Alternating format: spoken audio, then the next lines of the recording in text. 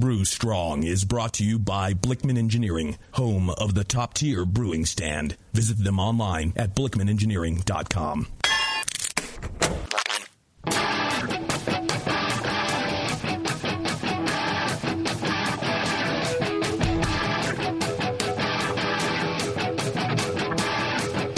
Brewers, it's time for the beer radio you've been looking for. This is the show that dispels myths, tackles the toughest topics, and makes no apologies for geeking out on beer. Hosted by two guys that drink before they think. Jamil and John Palmer. This is Brew Strong. Hey, howdy, hey, my brewing brothers and sisters. Greetings. Back in the studio once again. Yep. For another fine evening away from work. This isn't work? No. Oh, every once in a while this is feeling like work. Paid. That's true. Yeah, right. If it was work, I'd be paid. I paid very weekly, but I'm still paid something. You know what?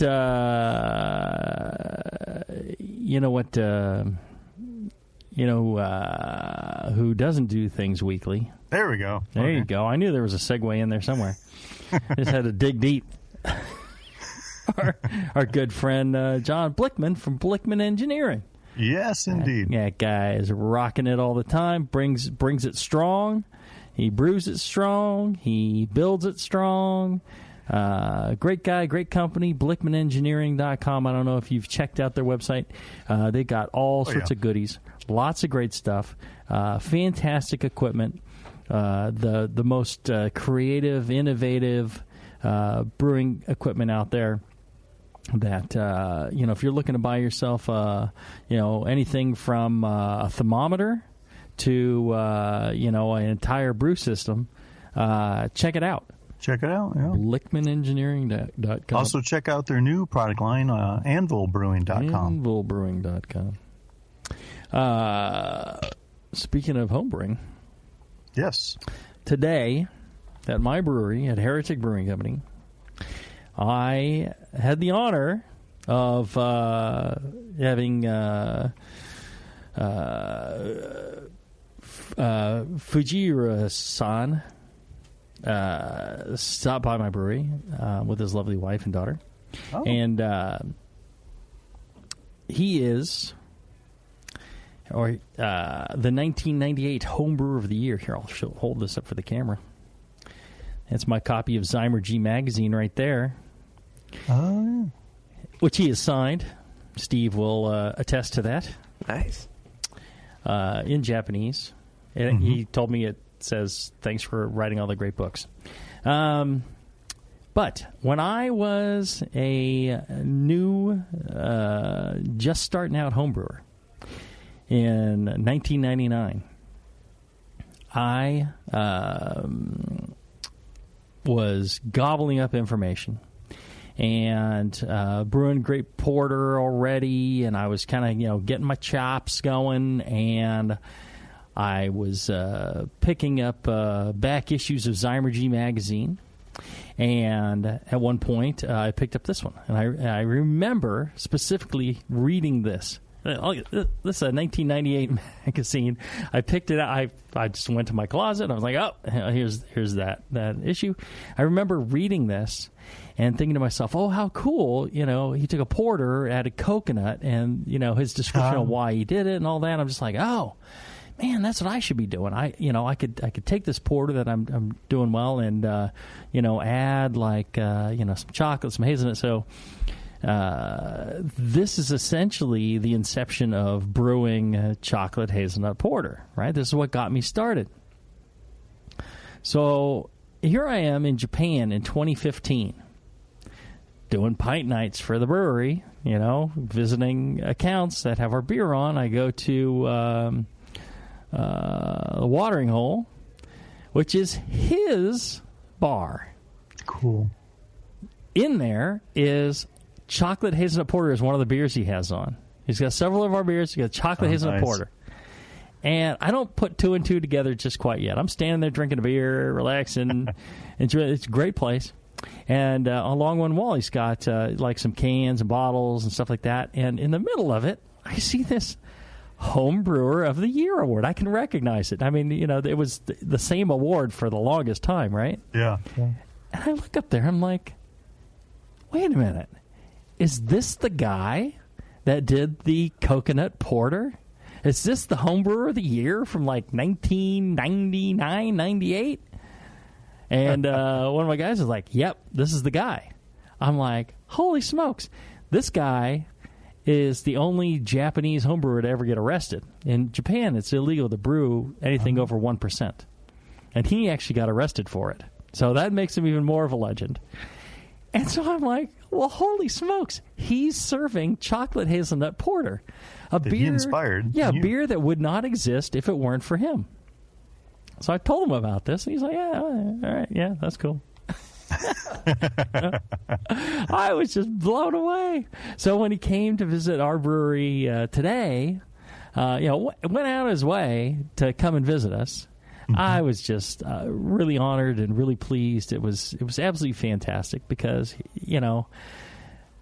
it proves to me a few of my favorite things about life and about the world is it's a small world. And that through life, you aren't, you might think you're creative or creating or being, unique or, doing great things, but you're doing them based off of the people that came before you, the people that have influenced you in your life.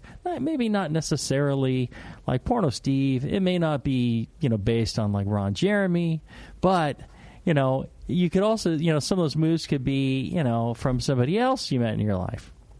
Yeah, Gretzky. An uncle when you were young that touched you. I mean, who knows? Jesus. Jesus. Yeah, anyone. The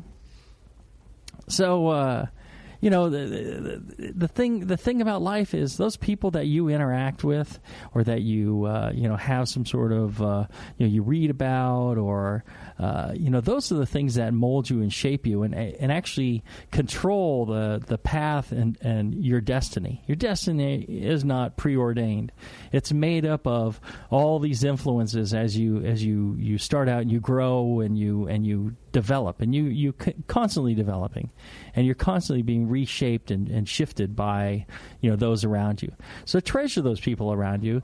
They're very important. And again, with it being such a small world, what you reap, you will sow as well. So you gotta try and be a decent person too. So those are some of my favorite things, and I just I thought it was really cool that he would stop by.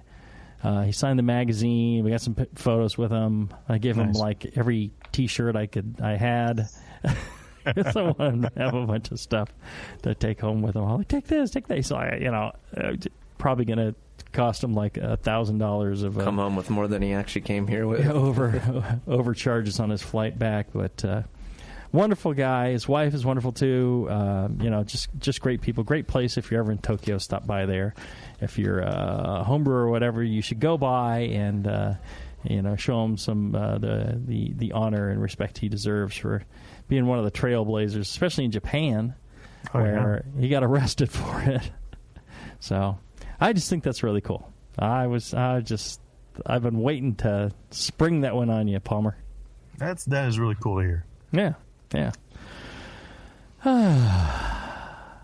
So it's been a adrenaline-filled day. Has Justin ever been arrested for homebrewing? He should be. If anyone should be arrested for homebrewing, maybe for other things. I don't know about homebrewing. I'll have to check with that later. Yeah. All right. So today, we've talked a lot about water. And we've talked a lot about, getting your water tested. But we really haven't talked about, testing your own water. We was like, oh, yeah, there's stuff out there where you could, get some chemicals and do some testing or there's some strips, and there's this, and there's that. And we so haven't talked about what to do with it either. Right. So we thought, well, we talked about what to do with it a little bit when you have a water test, and then see what changes you base off of that. That was years ago, so you may have to dig back in the archives for that. But really, I wanted to give people some information on how you go about testing. What kind of results you can expect. What kind of precision do you get from that sort of thing. And so I thought that was a good opportunity. We've been testing some stuff at our brewery, and we're real pleased. So I thought we'd cover that as well. Anyways, let's do this. Let's take a short break. When we come back, we will talk testing your own water right after this. Are you looking for a simple brewing system that's great for all grain brewing, but everything on the market seems to be full of compromises? Blickman Engineering has the answer. The Blickman Brew Easy All Grain Brewing System. The Brew Easy is a complete system with easy upgrades and a beautiful compact design, perfect for any size brewing location. At its core, the Brew Easy is built on 2 gorgeous Blickman Boilermaker brew kettles, a high-temperature March pump, and either a top-tier gas burner or the new Boil Coil electric heater. The Brew Easy adapter lid allows the pots to stack on top of each other, forming an efficient, strong, and compact brewing setup that comes in 5, 10, and 20-gallon batch sizes. Upgrade your Brew Easy system with full automated control by adding a Blickman Tower of Power temp controller, and make moving around easy with the Blickman Kettle Cart. The Brew Easy is modular. If you already own a Boilermaker kettle, you can build your Brew Easy by purchasing just the modules you need. The new Brew Easy all-grain brewing system. See it today at BlickmanEngineering.com and brew with Blickman quality on your new Brew Easy. Since the first time the Brewing Network microphones turned on, More Beer was behind it.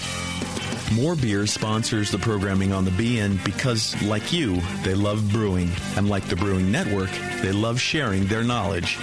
Morebeer.com isn't just a website to place your next equipment or ingredient order. Morebeer.com also gives you access to free beer information that will make you a better brewer. Go to morebeer.com and click into the Learning Center. You'll find podcasts, technical facts, video tutorials, and more, including access to The Buzz, More Beer's social network of more than 5,000 members. And some of them might even be crazier about beer than you are. Get over to morebeer.com today and take advantage of The Buzz, the forum, the Learning Center, and make sure you're signed up to receive the newest More Beer catalog. More Beer, bringing you absolutely everything for beer making. When I order a beer, I want my server to know more about it than I do. I want someone who enjoys good beer and loves helping others enjoy it too. I want someone who knows how to pour a perfect pint for every beer style. I want a Cicerone.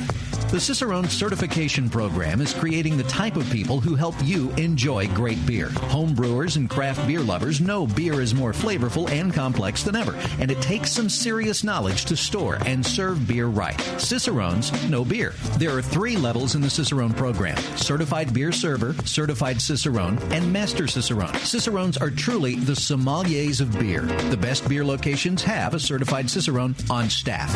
Relaxed and unpretentious. Cicerones are tested on storing and serving beer, beer styles, flavor and tasting, the brewing process and ingredients, and pairing food with beer. Learn more about your next beer guide at cicerone.org. Certified Cicerone, because it takes top talent to present a perfect pint.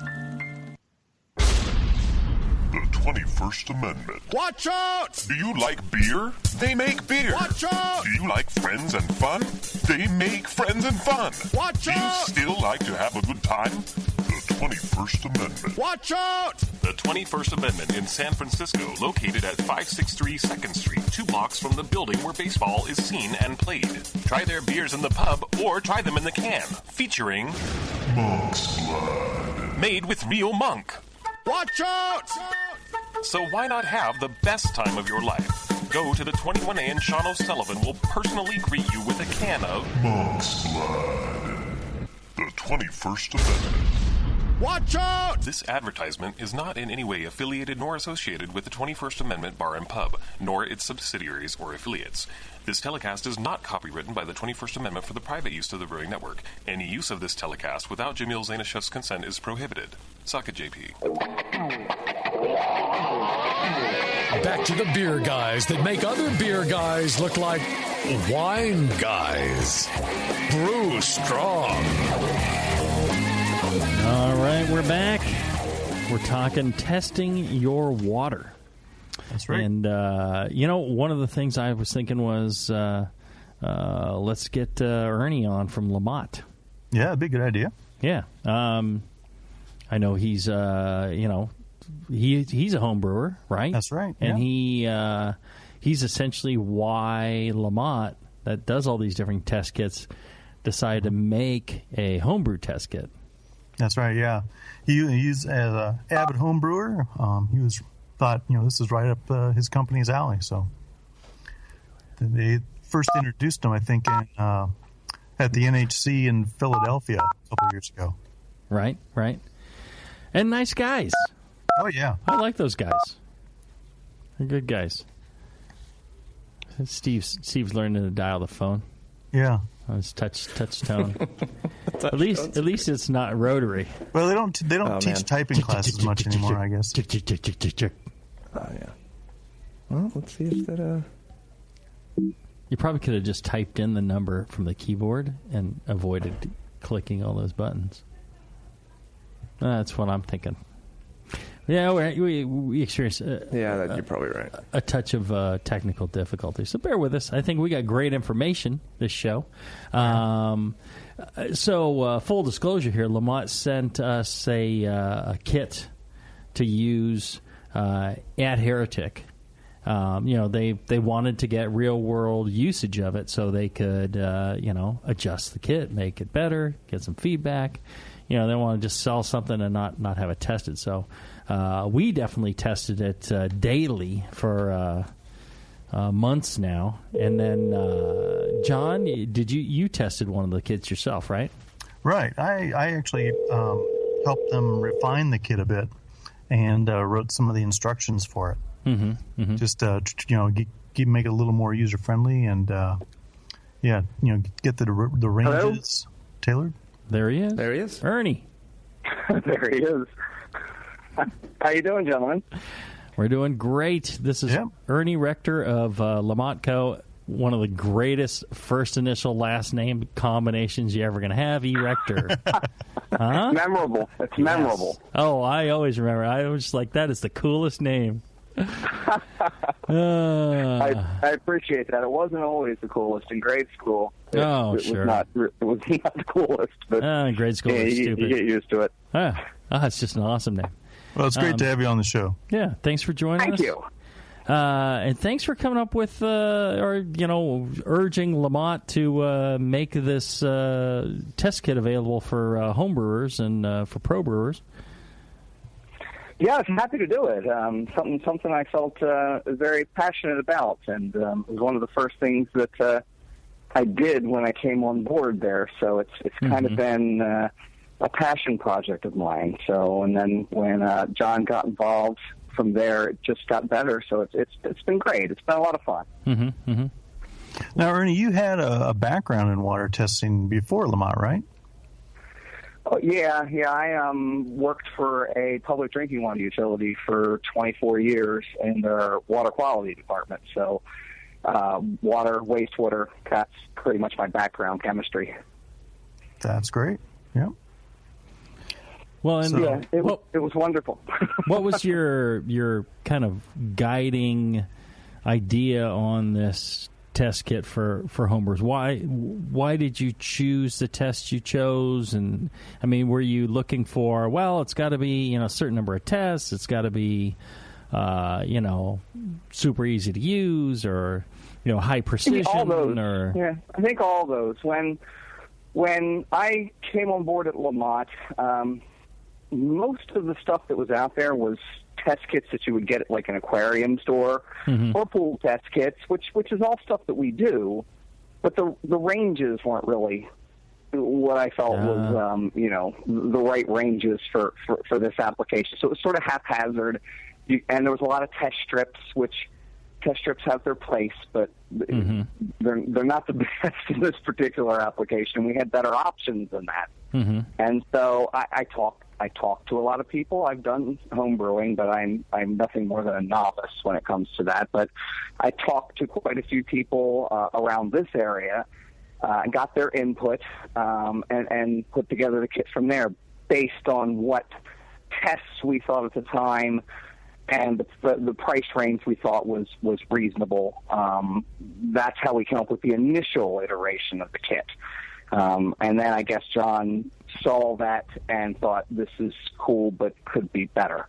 And that's when he contacted us, and we got him involved and came out with the form that it's in now, which I think is, it basically hits all the points that it needs to. Well, and we've been using the kit you sent us at the brewery. BrewLab Pro, right? Yeah, the Pro. What do you think?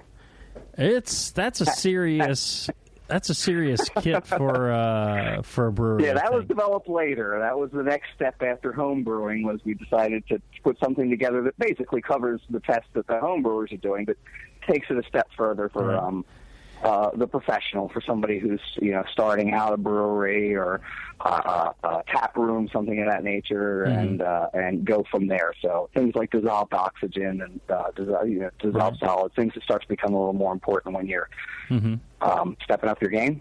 Well, and like I told the listeners, I did not pay for that kit. You guys sent that to us gratis. What does that kit run? The BrewLab Pro kit is running right around $1,000 right now. That's a value.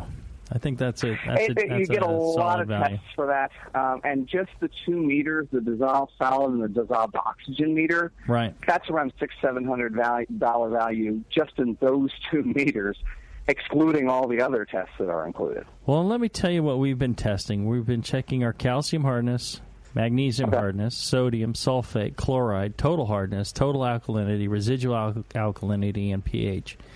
And graphing it.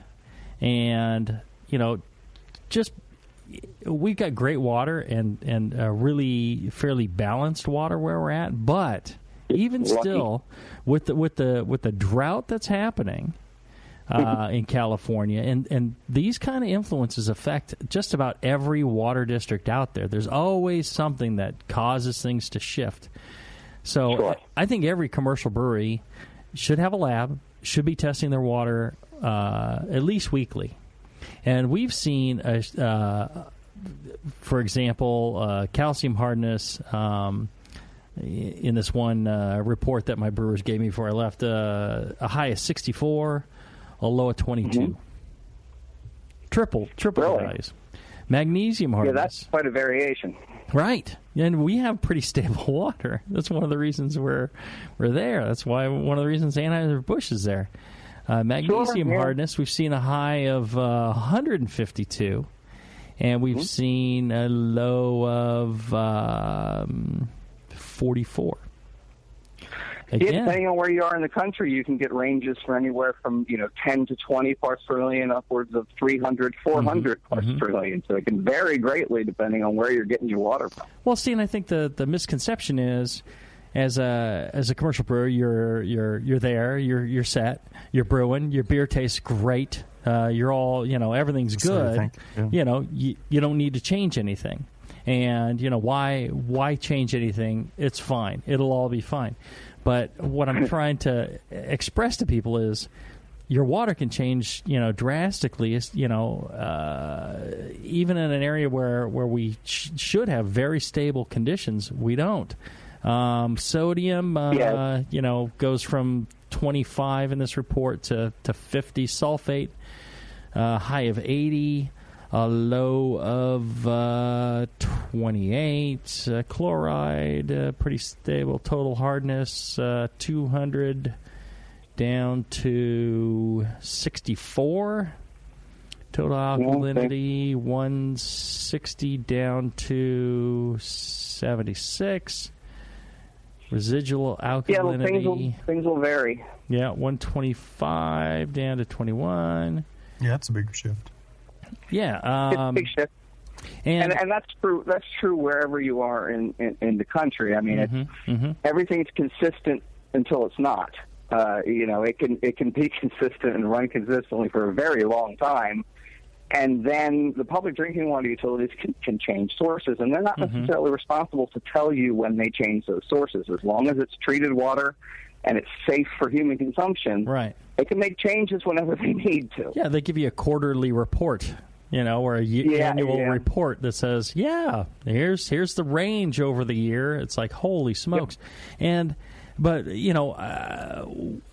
what I'm trying to get across again is, even if it was consistent, even if it didn't change at all, you've got to know that it hasn't changed. It doesn't do you any good to guess that it hasn't changed. That's true. It's like yeast health or sanitation. Just because you tested it once and everything was okay, that doesn't mean you can just forego testing forever. You can't just blow it off and say, well, it was good once. Right. Your water's fine. It'd be great to, if we didn't have to make any adjustments. I'd love that. It would save me on, adjusting the water. But fact is, it's not realistic. And, so my guys, here, I'll hold up the little report my guys do. And it's got a little graph. It's got numbers. Sure, and even if you're doing multiple testing and you're finding consistent results, like I said, it's consistent until it's not.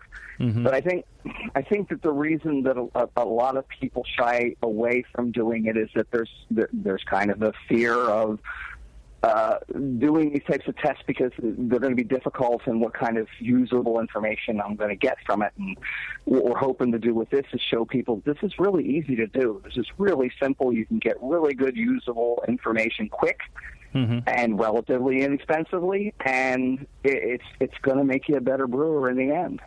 Well, and here's what my guys said about it. I asked them, I said, they didn't know why I was asking them. They didn't know that I was able to get this test kit for free, but I said tell me what do you think? You think it's worth it? Do you what do you like about it? What don't you like about it?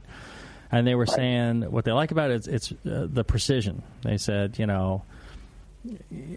even with their use, they're measuring within 4 parts per million.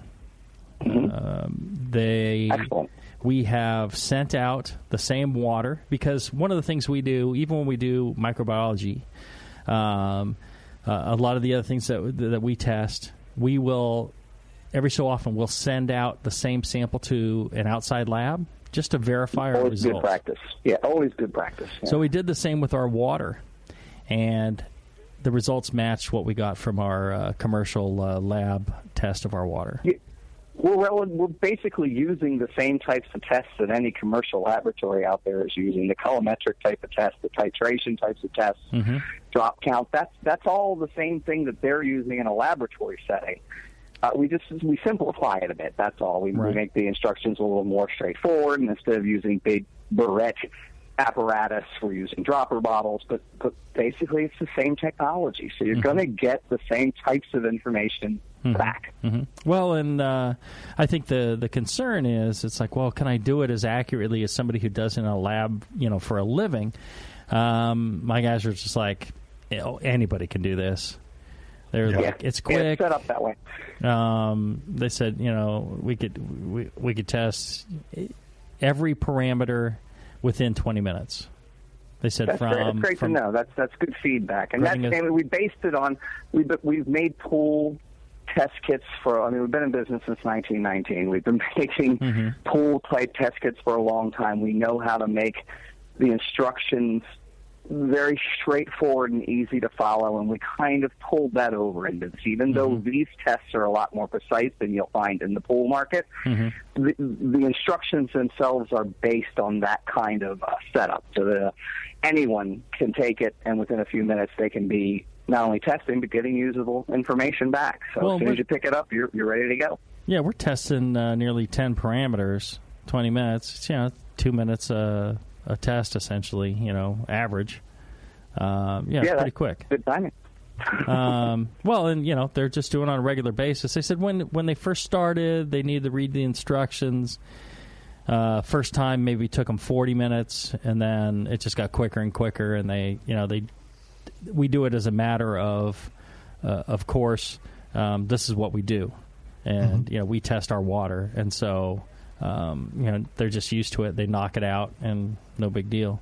They great. felt I'm glad that, you're getting usable information back from it. That makes me feel good. That was the whole point, was to put something out there that can be used and people can actually apply it and make a better end product, and to know that that's actually happening is always gratifying, because you put it out there, you hope it's doing what it's supposed to do, but getting feedback from people saying, hey, this is really helping a great deal, that's very satisfying. Well, and we use this information to adjust our acid additions prior to the mash, and then if we see any variances in the water, we also use that when we're checking our beer pH downstream as well.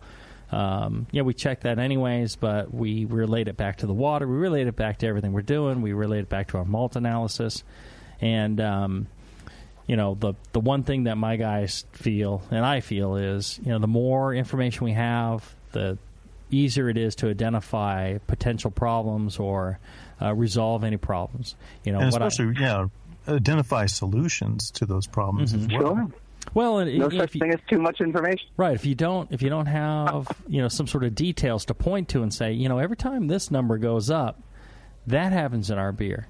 Look, it was this batch, same thing. This batch, same thing. That could be the problem. And then you go and you make an adjustment.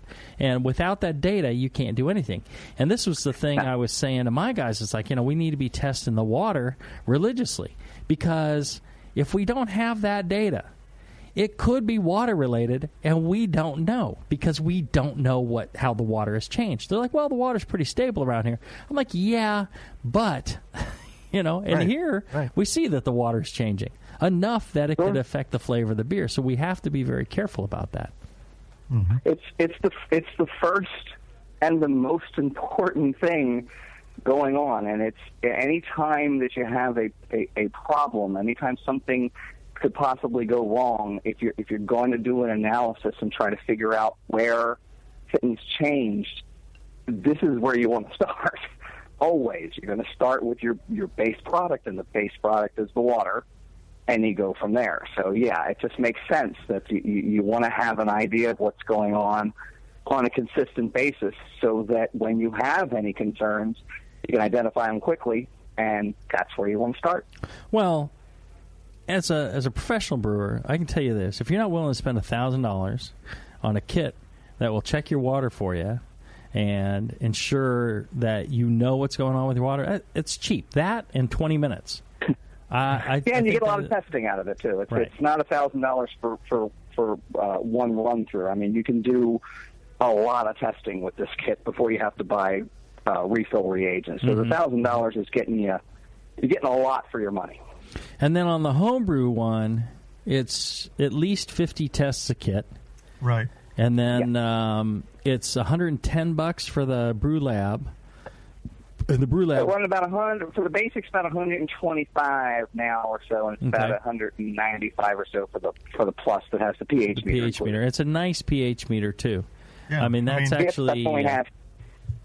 Yeah, it's a good pH meter, and you actually save $45 off the retail price of the pH meter by buying it with the BrewLab Plus. Yeah, I don't think you can go Amazon, eBay, or whatever and get that pH meter for cheaper than you would buy it in the kit. Right. I think you guys aren't making any money out of it. Yeah. I used to send them out with my sample text at the water company, the same meter, and they were abused horribly. And they still left. And, of course, we had no budget because it was a public drinking water utility. And we managed to keep those things going a long time. Now, every once in a while, you'd have to replace a probe. And obviously there's some care involved with the pH meter. It's a precision instrument, but it's not really complicated, the care involved in it. And the use you'll get out of it and the data you'll get back from it, it's worth the few things you have to do to keep it operating like it should. Yeah, we have a couple of bench meters. We got I think 3 or 4 handheld meters, some with the probe built in, some with on a separate cable. And they're all ion selective, though, right? Yeah. They're all the ion selective probes. My guys really like the one in the water kit. It's used all over the place. It's used in everything. They're like, That's oh, great. this is the one we like. I'm like, oh, all right, cool. All these other ones I bought, you don't really care about those. Okay, thanks. Thanks a bunch. And all the other ones, the technologies, they're relatively the same. It's just this one just happens to put it into a handheld and the probe package instead of having the disconnectable probe and everything, with the wire. And it's just all in one package. And this one, actually, with the flat bottom, keeps proteins from getting stuck in it, so it degrades a lot slower than some other ones. So it's just a really good beer. Yeah, okay. Yeah, we're using it for, like I said, everything. They're checking beer with it. They're checking wort pH. They're checking everything with it. Yeah, excellent. I'm glad you're getting a lot of use out of it. That's what it's made for. When it wears out, I'll buy a couple more. I think that they're worth it. We can talk about it. Just give me a call. Yeah, you're probably buying these things in bulk, man. Yeah, you got to hook a brother up. I buy them 2 at a time. That's the most I can afford. I get a few more than that. No, I already feel guilty that you gave us this kit. The evaluation that you do for it and the information the feedback that you give us on it, it was worthwhile. Like I said, it was at the time that we supplied you with it. It was sort of a prototype at that point, and so we're big believers in getting information from the people that use it all the time. Right. We're relatively intelligent people, but we know enough to know that we can't know everything. So it's a good idea to put these things into the hands of people that use them all the time and get their feedback and make changes when necessary. So we can do that. We have. John will attest to that. We've made changes when we thought changes were necessary and tweaked it and done things differently when the information we were getting back pointed us in a different direction. Even what we got, you nailed it. My guys love that thing. They're just like, easy. That's cool. Including the box and it's the setup of everything. If it sucked, I'd tell you. You strike me as a pretty honest, straightforward guy. I just don't care about anyone else's feelings. That's how I roll. And right, I would be it would be difficult for me to accept the information back unless it was honest. I prefer that because something's wrong. I want to know. It doesn't do any good if I blow smoke up your butt. You're not going to be hanging around. Helps my ego, but it doesn't help my product. Right. No, it's great stuff. I'm really pleased. I was a little concerned initially. I was thinking, $1,000, but and I think you told me what the price was, or it was a little bit more than that, maybe even initially. And it's right around roughly. I don't have a number in front of you. It's roughly right around in that general area. And then once I got it, and the guy started using it, and then it's like oxygen and pH. I was like, they were like, oh no, this is well worth it. Yeah. So I'm glad you're getting good use out of it. In front of me, it's $7.99. $7.99. Right. Jesus, okay. Ernie, raise it $200, quick. Yeah. Yeah, I think when we did the pricing for it this year, we managed to source a few things like the case or whatever and get better margins on them, so we could actually cut the price back a little bit on it. So that's my fault on that. But, a lot of numbers coming at me. It's the first part of the year. That's a case that'll last you a long time, I've been doing pricing for months. So. Yeah. Well, it's a good unit. Yeah, that's a value. Yeah, and the purpose is, to get brewers like Jamil and his people to feel comfortable with testing water, and then by extension feel comfortable with adjusting their water. Well, and I think exactly. Because a lot of times homebrewers will follow what professional brewers do. They see that LaMotte kit there, they'll be like, oh, I could get a LaMotte kit too. I could get the the homebrew version. And it's same thing, same materials, just not as extensive. Yeah. Yeah, Ernie couldn't make our road trip this year, but I do a road trip with the LaMotte guys in the spring for the last couple of years, and we go and visit a bunch of different homebrew clubs. Huh. And I do my water talk. Why am I not invited? Well, you're a busy guy, Jamil. I mean, I'd probably say no because I'm too busy, but I'd like to be invited. A girl likes to be asked. Consider an invitation, Jamil. Yeah. Next year, we're planning a train trip across the Upper Plains. Nice. So that'd be kind of cool. I'm all for that. That sounds a lot of fun. Well, it's that or a plane trip across the upper trains, right? Yeah, there we go. All right. Just real quick before we move on to adjusting your water. Ernie, can you walk us through just verbally how somebody tests their water using a kit like this? The same sort of kit that, or same sort of test that they're doing in professional labs. Sure. Yeah, basically what you would be doing is you would be collecting a sample from your water source, whether or not you're using your tap water or however you're getting the water that you're using as your starting product, and then you're going to take some of that and you're basically going through the instructions. You're going to fill up some tubes. You're going to take reagent, and for like the hardness test, you're doing a drop count test, which basically means you have a dropper bottle. Mm-hmm. You hold it over the test tube with the water in it, and you squeeze the bottle till drops start to come out, and you slightly agitate the tube so that you're mixing that reagent in. Mm-hmm. You're going to count drops until you get a color change. When you get that color change, I got to count and be able to see a change in color. Yeah, and it'll be an obvious change. It's not difficult. It's not subjective. Basically, the water will turn, from you'll add the first reagent, and it'll have like a pinkish or reddish color, and then you'll add the reagent until you get a blue, and it'll be an obvious blue color. And as soon as you hit that, you stop the drops and you count how many drops. There is a calculation in there that converts that to your hardness levels. You can do total hardness, calcium hardness with different reagents. Mm-hmm. Then using those two numbers, you calculate your magnesium hardness. So it gives you all three aspects of water hardness. Well, right, and like my guys, they just set up a spreadsheet in Excel, and they put in the calcium hardness, they put in the total hardness, and then I guess magnesium is calculated for them off of that. Yeah. Yeah, magnesium is just basically you take the total and you subtract out the calcium from it. Whatever's left is magnesium. So it's a really sometimes there can be some iron or a few other things, but they're relatively minor. Negligible. Yeah, so it's a simple calculation too.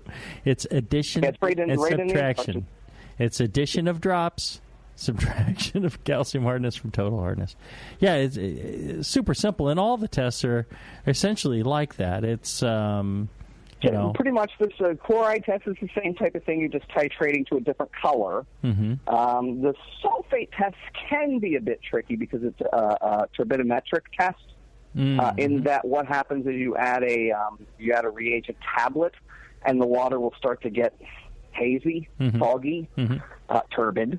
And the amount that the more turbid it gets, the more sulfate is present in the water, and they come up with a chart that basically reflects what are known as Secchi discs, which are used in environmental testing all the time. To see how clear water is. Yeah, right. Yeah, they drop them into rivers with a rope, and they lower them to a certain depth, and when they can't see them correctly anymore, they check the rope, and that's how they figure out how turbid streams are and rivers are. Well, this is kind of the same thing, only you're using a tube and a chart that we include. So you have to kind of look down through the tube. And it can be a little bit of a learning curve, but after you do it once or twice, I think you can get really good readings from it. We've got a lot of people that are hitting it right on the mark with the sulfate. So it's a bit of a tricky test, but not hard to learn. You do it once or twice, and you're an expert. And here's the thing that I want to convey to the listeners as well that might be a little bit tentative about doing this, a little bit worried.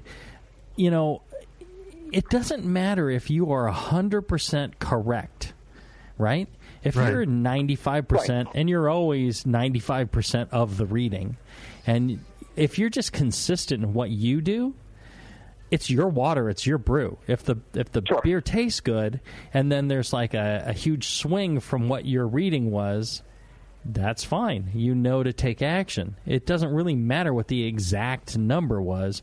So don't freak out. Don't be worried about it. It's easy to do, and you just need to be consistent how you do it. You don't have to do it how somebody else does it. You just need to do it how you're getting your results. Yeah. Yeah, I think most people, once they've done it once or even twice, they realize how easy it is, and the fear dissipates rapidly. Well, like I said, my guys, they said, yeah, our results are matching the lab 100%. Mm-hmm. Yeah. And the other important thing you touched on is, the fact that you need, as a professional brewer, you need to record these measurements so that you should have a trend, and you can, data to look back on. Something's tracking along 20, 25, 30, 27, 23, 25, 30, and all of a sudden it goes 70. Well, then, okay, something has changed, And as you say, Jamil, you've got to have that data, in the history to look back on, is to recognize it as a change.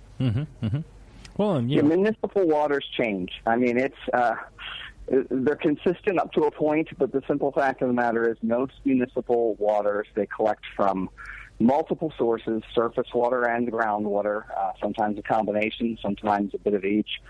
And they're going to change. They're going to change at different times of the year. Even if they're pulling from just surface water, different times of the year, if you're pulling from a reservoir, when the weather starts to warm, those reservoirs flip over. Basically, the bottom rises to the top, and the top sinks to the bottom, and it completely changes the chemistry of the water that you're receiving, even though it's coming from the exact same source. And you're going to get wildly varying levels of a lot of these constituents. So yeah, that's a really good point.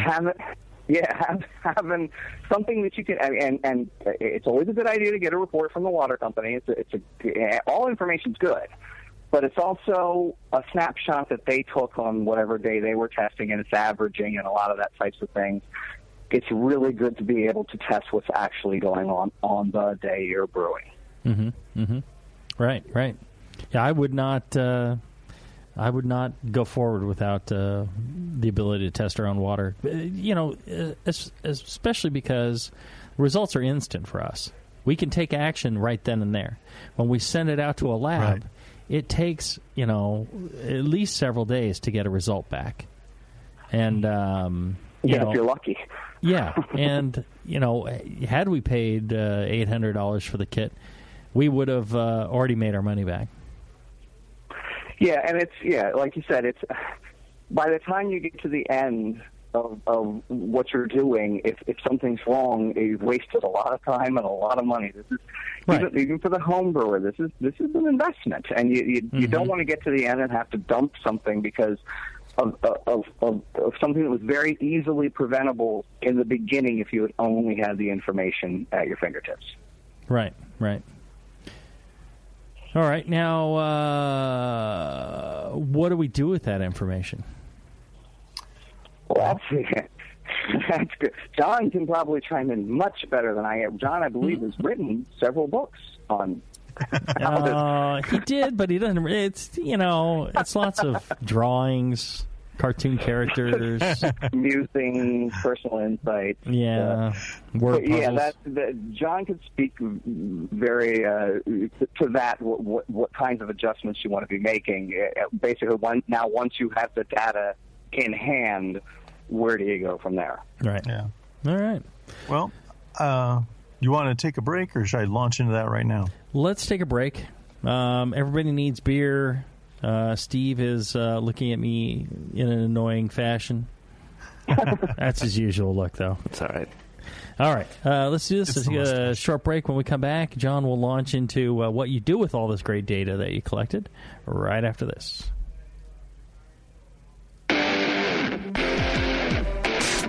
A few things happened 30 years ago. ARPANET migrated to TCP/IP, and the Internet was born. Revenge of the Jedi was renamed Return of the Jedi and opened in theaters. Mila Kunis and Emily Blunt were born, beginning a rad fantasy in my mind. But all of that pales next to the fact that HopTech opened its doors and began blowing homebrewers right out of their mash tuns. HopTech doesn't fuck around. Real people shipping awesome shit straight to you. Their new website is fast and easy to navigate. Or just call 800-379-4677 and let badass bitch Jade and the gadget guy Roberto blow their warm load of customer service all over you. So visit the site or visit the store in Dublin, California and support those that support you. Get your brewing on at hoptech.com. Hey, my brewing brothers and sisters. This is Jamel Zanishev, and I want to tell you about Heretic Evil Twin. You might be familiar with my homebrew recipe, which uses massive late hopping to create a balance between the malty sweet and the hoppy bitter, along with an outrageous malt and hop character. I wanted a beer with the same bold hop and malt character, so we played around with the homebrew recipe until we were able to make a great commercial version too. We've created a beer rich in malt character, full of caramel, toast, biscuit, and an ever so subtle roast note. On top of that, we piled in an insane amount of Citra and Columbus hops at the end of the boil, as well as in dry hopping. This damn-the-cost approach to hopping gives Heretic's Evil Twin a great blast of citrus and tropical fruit that can't be matched by any other hop. The result is a bold, malty, hoppy, but easy-drinking beer. This is our top seller, our flagship beer, and I couldn't be prouder of it. Cheers. To find Heretic beers near you, click on Find Some at hereticbrewing.com. Your support of the Brewing Network means everything to us. We couldn't produce shows without you. And we love giving you something extra for that support, like Brew Your Own magazine. You already know it's a great brewing magazine full of recipes, equipment how-tos, discussions of beer styles, and brewing techniques. Whether you're new to brewing and just starting out or you're an old pro, you'll always learn something from the articles in Brew Your Own. Plus, there are amazing special issues like plans for building a Brutus 10 system, 250 classic clone recipes, and a homebrewer's answer book. Brew Your Own magazine and BYO.com are awesome resources for any brewer, whether for yourself or as a gift. When you subscribe or resubscribe from the Brewing Network homepage, you directly support programs like this. Get a great magazine and support the Brewing Network. Subscribe to Brew Your Own right from the BrewingNetwork.com.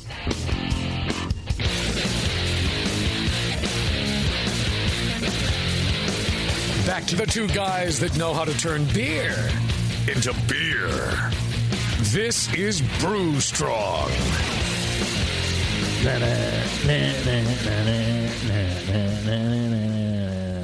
Well, I'll tell you, I am a fan of the BrewLab, the BrewLab Plus, and the BrewLab Pro. I've actually seen them all and handled them all and opened them all up and looked at them all.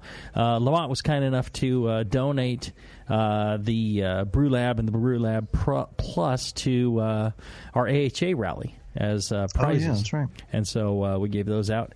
And I was very impressed. I thought that, again, good value for the money.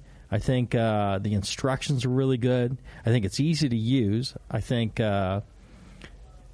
we've shown that it's accurate, or I wouldn't use it. I mean, this is what I'm using for the same kind of the exact same reagents, the exact same tests. I've just got access to more of them for my brewery, which is, I hope people know how damn important it is to me that everything be perfect. And so I'm very happy with it. And, for like $1.25, $1.95 with that, with the pH meter, which is a really nice pH meter, that's pretty damn good.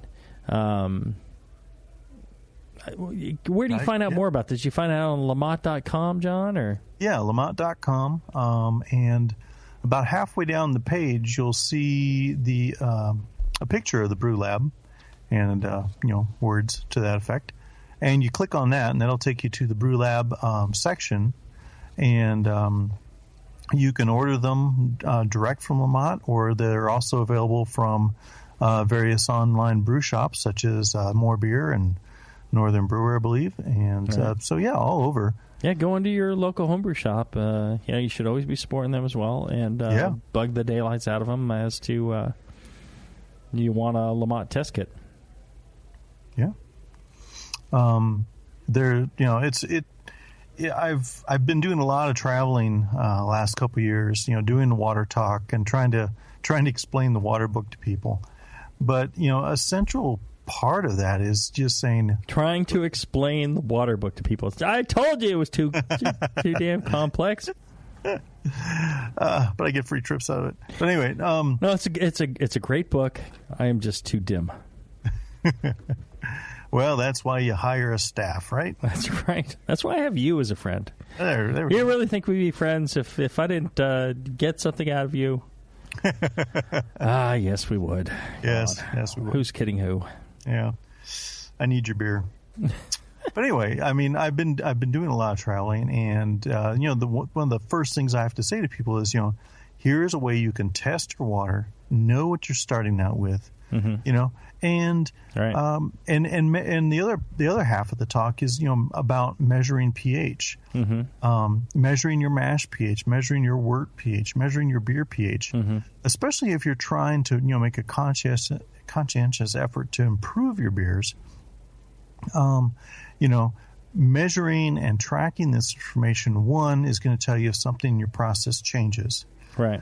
But the other thing is I visit breweries, and so many of today's microbreweries have been started by enthusiastic homebrewers such as ourselves, and but so very often they're saying this is the recipe, that is the beer, right, and this is what I'm brewing, and the only real They look at pH, but they only look to maintain it. They don't look to tweak it at all. And I've been into a couple of breweries in the last year where I've tasted one of their beers and said, can I see your mash pH numbers? Because this beer pH seems a little low or seems a little high. And we'll pull it out, and lo and behold, their mash pH is running at 4.9 consistently. And I say, well, if you bring that up a couple, 3 points, I bet you'll see a big increase in yield, and I think the flavors of the beer will open up quite a bit. And sure enough, that's what happens. So, 0.3 points. Yeah, 0.3 points, yes. Right, because you don't want 7.9. Right. Mash. Yeah. I'm just saying. I think people understood from what you meant. 4.9, bringing up to 5.2, 5.4, somewhere in that range. And it can really do wonders for the beer flavor and your yield as well. Yeah, and this is the thing that I always harp on is, people get, way too blown out of proportion with adding, all these different salts and trying to mimic, Burton-on-Trent or something like that. Right. But I think the core thing is, look at the pH, right. And the interesting thing that we found is, your pH can, read the same on the water, but, there's also some changes in your salts that when you have your mash, can actually, your residual alkalinity, your mash pH is going to change. And by being able to test this water in advance, you can actually predict that and make an adjustment before it's a problem. Right. And when there is a problem, understand what that problem is, and what things to try to correct it. Yeah. Well, and here's the thing that I think this is a true statement. Pretty much 99.9% of brewers, be they home brewers or professional brewers, start brewing before testing their water. Yeah. Right? Yeah. They start brewing, everything's fine or everything's not, or things are randomly changing on them and they don't know why. And then they test their water. I don't know that anybody just starts out testing their water. Right. Yeah. Although I do get a few people that's like, I haven't brewed a batch yet, but I'm looking to test my water, and I want to understand how this works. And it's like, look, brew something first, and then I can start showing you where the differences are. Yeah. Have lots of beer handy, and then read the water book. Yeah. It's a good book, John. Thank you. Love giving you crap about it. I know. That and my driving, I know. Oh, yeah. Oh, Jesus, don't get me started on your driving. How much show do we have left? No, I don't think we got enough show left. All right. I've I've tested spreadsheets. Spreadsheets. Yes. Oh my God, that sounds like work. Well, there are a number of good spreadsheets out there on the market. Somebody else has done the work. Yeah. I've got one at my website, howtobrew.com, in Chapter 15.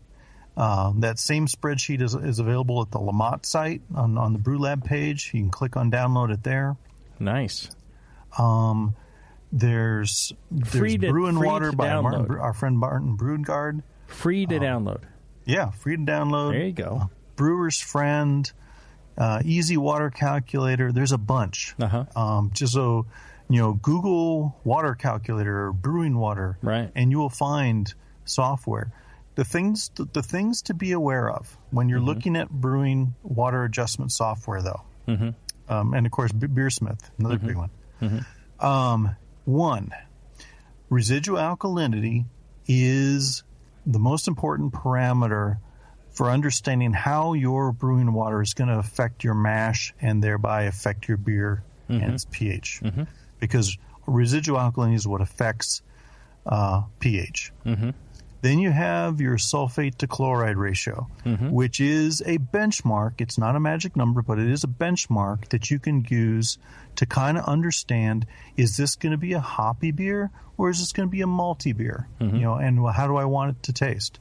So you've got your pH, and then you've got your seasoning, your calcium and total alkalinity, calcium, magnesium, and total alkalinity are the ones that govern residual alkalinity.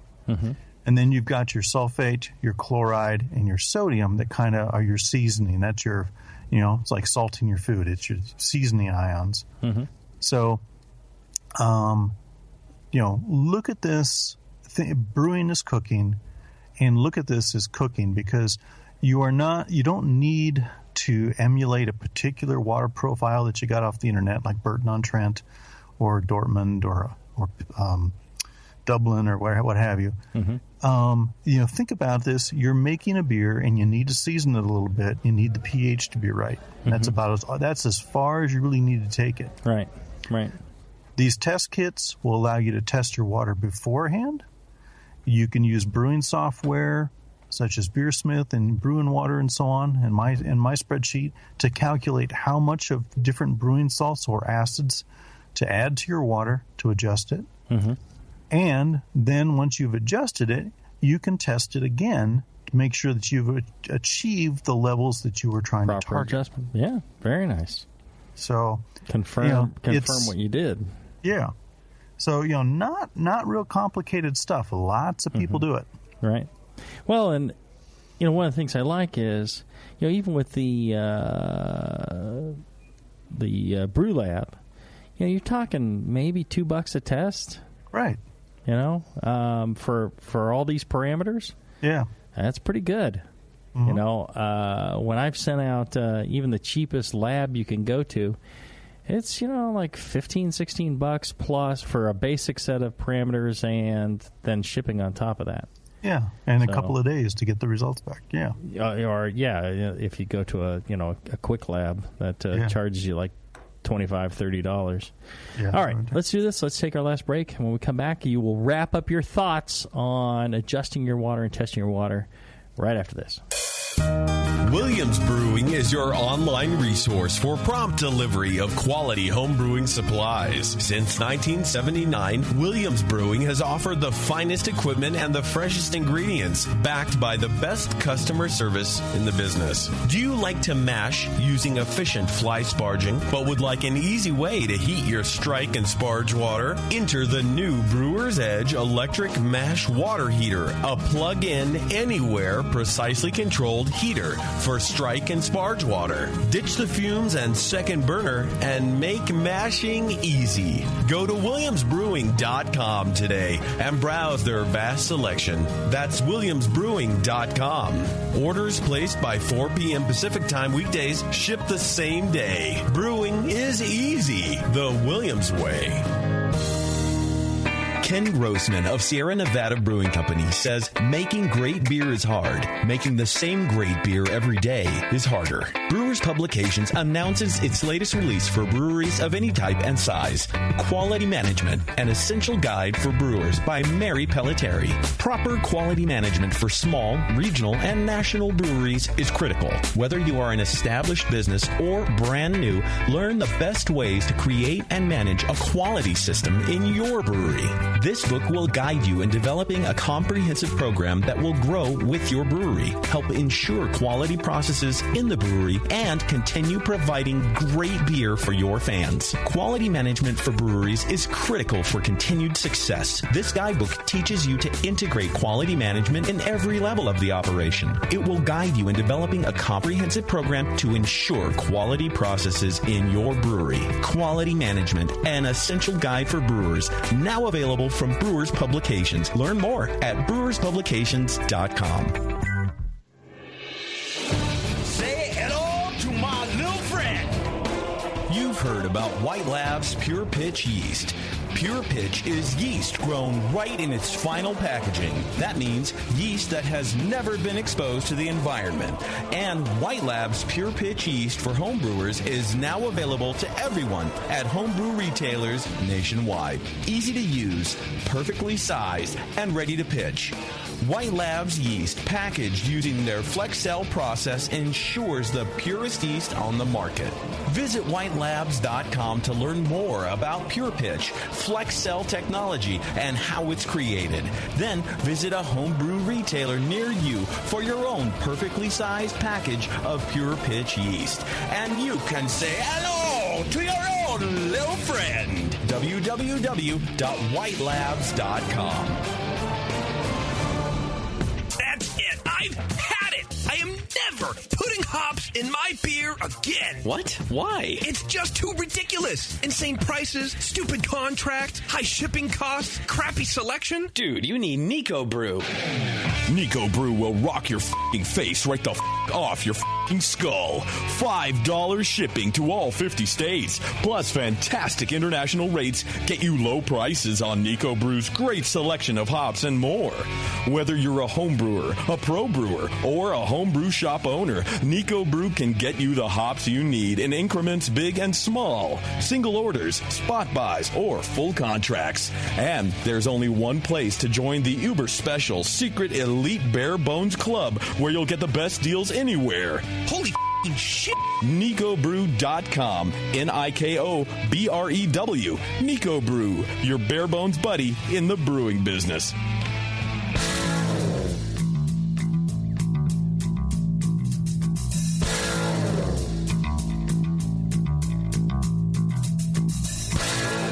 Learning to brew has never been so disgusting.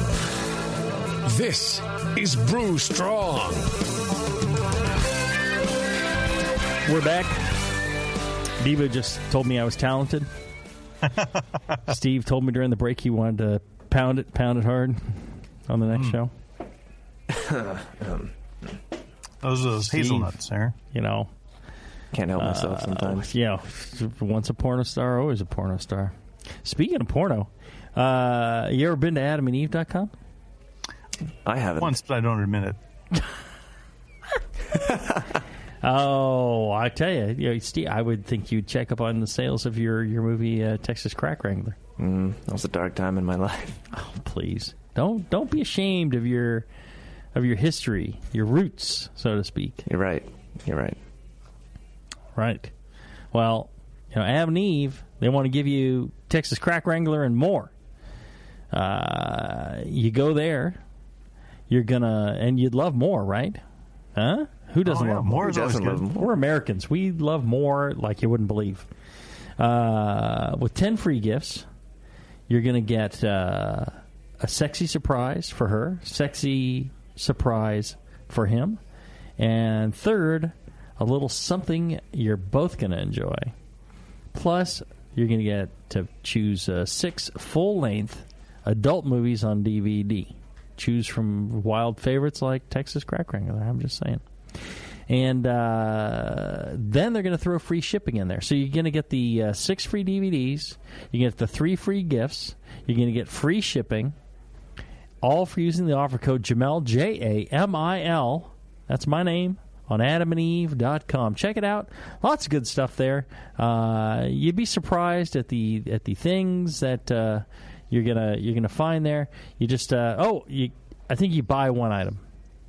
Yeah, buy one. You got to buy one item. You're going to get the 10 free gifts. It's like hot in here. Yeah. And some of us are more surprised than others at what's available there.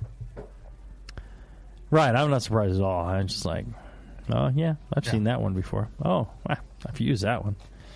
Oh, that one? Yeah, that one hurts a little bit, but, yeah, you got to do what you got to do. Yeah. It's good. There you go. Right. All right. Palmer, wrap up your thoughts on testing and adjusting your water. Well, hopefully in this program you've learned that it is easy to test your water, that it is economical to test your water, and that it is relatively easy to do something about it once you've tested it. In other words, find brewing software that'll help you understand how much salts or acid to add to your water to and by acid we're not talking like super melt your skin off acid. You can go get lactic acid at your homebrew shop or phosphoric at your homebrew shop and dropper and doop doop doop, and there you go. Yeah. A couple milliliters will do you. It'll dabble do you. Mm-hmm. Okay. Yeah, and it's really amazing. I was just watching a video today on the Brew Easy, in fact, where the first thing the guy said, what you need to do is get a water report and pull up a water spreadsheet and make sure you understand what salt additions you may need to make in order to dial in your mash pH. Right. That was his message. So there are a lot of good brewers that are making use of this information. So you can too. So if you don't want to do the LaMotte kit, here's what you could do.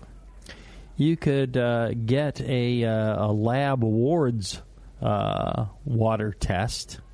Maybe 4 times a year. And, you're probably out to 60 plus shipping. You're probably out to $100 a year. There you go. And that's for a year. And then, or you could buy yourself a LaMotte test kit for like $125. And then you're good for at least 50 tests. Right. So if you're testing 4 times a year, you're good for 12 years or so. Yeah. Okay. Or you could test it like every time you brew, and even then you're probably not going to use it up in a year. That's right. It depends on, and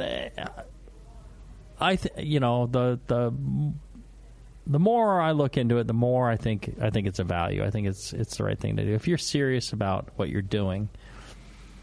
But that's the way to go. Again, I advise people not to take crazy actions based off of changes in the water, but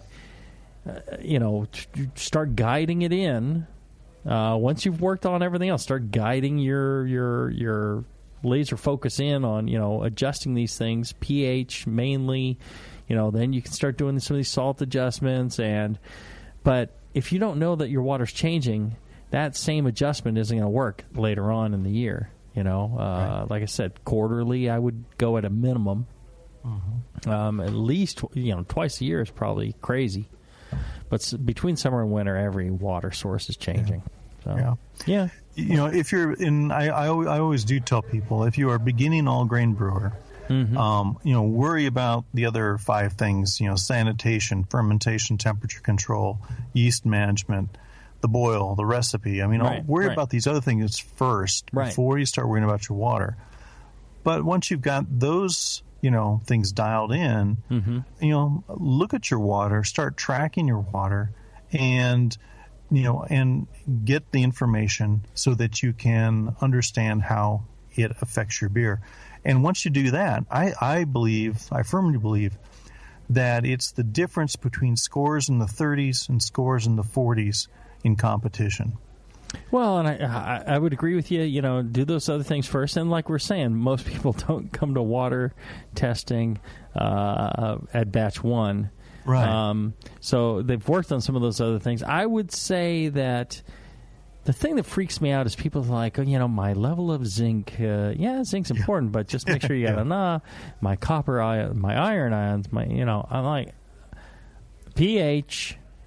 So, and your sulfate chloride ratio, residual alkalinity, that's really what you need to know. Yeah. That's and it's kind of critical, like hops. critical numbers there.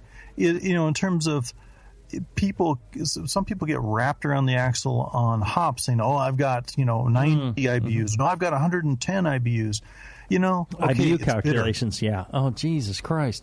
Just pick a formula, stick with it. If the beer tastes bitter enough, then you added enough, and remember that and use that same formula. Yeah. There's no one formula that's going to work. There is not a formula that's 100% correct. Yeah. Just use the same formula over and over again, and then learn how it relates to the taste of the beer. Yeah. And that's the way it is with water too. I mean, these tests, when you test your water, you're getting good numbers. Right. I think that's accurate. I think people just go nuts in response to it sometimes. Yeah. But arguing within 10 ppm is you don't need to. Right. I mean, you're looking for ballpark. Right. Am I at 50 parts per million, or am I 100 parts per million, or maybe 150 parts per million? That's why people shouldn't worry that they're getting the most ultra precise data out of this. I mean, they are, as good as a lab, but again, if they're worried, it's like, well, am I seeing the color change exactly? Am I seeing the turbidity just right? Doesn't matter. I mean, it's going to be close. Yeah. Your margin of error is not going to be huge, and as long as you're consistent in reading it the same way every time, you're good. You're done. Yeah, that's Don't right. worry about it. You've got the information you need. You're not being tested on this. That's right. Right. So I think we both agree. Great stuff. They've made it so easy. Yeah. Before when Chad of the Brewing Network was looking to become a pro brewer, he was like, look, I bought all the reagents, I did this, I did that, and I'm going to, measure it this way, I'm going to measure it that way. And, it's like, dude, you're going to the extreme and spending. He spent a ton of money on it. And I'm like, Jesus. Well, now there's a much easier way and a cheaper way to do it, because you're not having to buy, big bulk of various reagents. They're giving you already adjusted ratios of reagents that, to ensure you get 50 tests or whatever. Yeah. So, yeah, you're using 10 drops at a time per test. It's pretty sweet.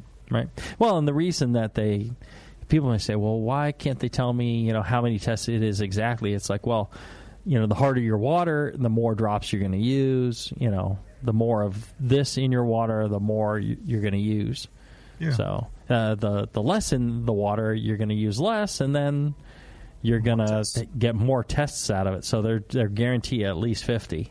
So there you go. I think, very cool. All right.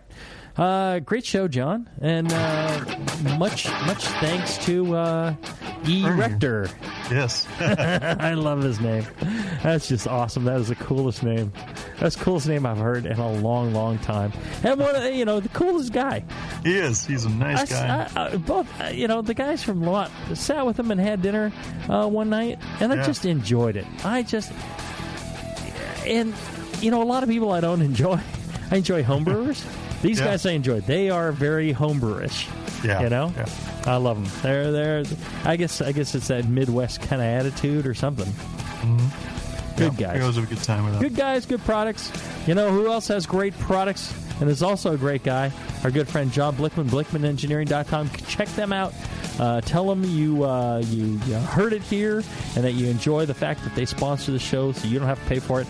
That's support at BlickmanEngineering.com or feedback at BlickmanEngineering.com. Jesus, I don't know. Maybe it's John at BlickmanEngineering.com. I don't know. Yeah, John.